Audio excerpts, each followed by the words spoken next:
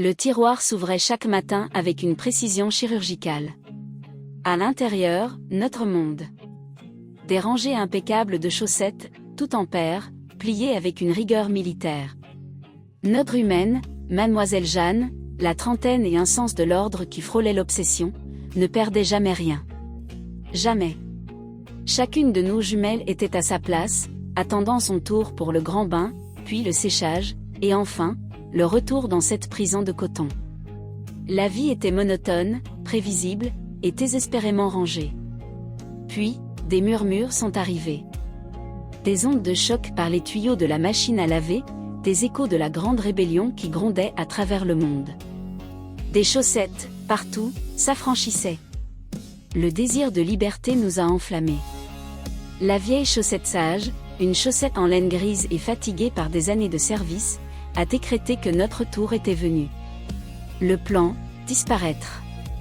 La première tentative fut un échec retentissant.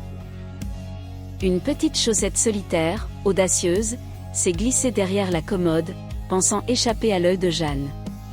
2 minutes plus tard, la main de Jeanne l'a repêchée, son sourire satisfait scellant son retour forcé au bercail. Son système de rangement était infaillible. Nous avons alors tenté la stratégie du « perdu en douce ». Des chaussettes s'enfouissaient au fond du panier à linge sale, espérant y rester. D'autres se cachaient sous le lit, ou se faufilaient derrière les coussins du canapé.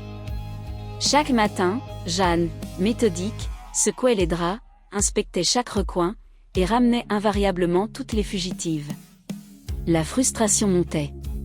Vint ensuite la phase du « sabotage ». Une chaussette a tenté de coincer un tiroir avec sa pointe. Une autre a discrètement fait glisser un pull pour créer une avalanche de vêtements. L'objectif était de la fatiguer, de la déborder par le chaos. Mais Jeanne, avec un soupir exaspéré mais une détermination d'acier, réparait, repliait, remettait tout en ordre. Ses yeux perçaient nos ruses. Nous étions de nouveau vaincus. Dans un ultime acte de désespoir, nous avons orchestré un chaos organisé au sein même du tiroir. Nous nous sommes mélangés, séparés de nos pères, créant un désordre absolu. Nous pensions qu'elle ne pourrait jamais tout remettre en ordre.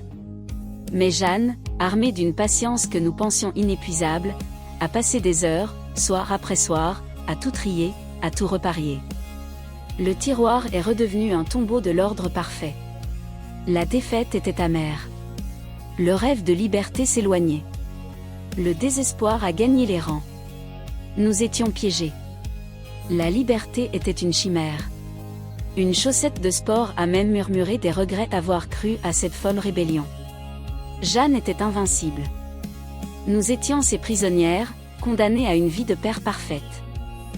Un soir, alors que Jeanne se préparait pour sortir, elle a retiré ses chaussures.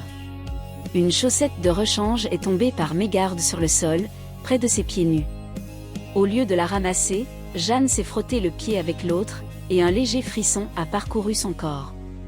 Elle a ri, un petit rire spontané, presque honteux. La chaussette tombée a tout de suite compris.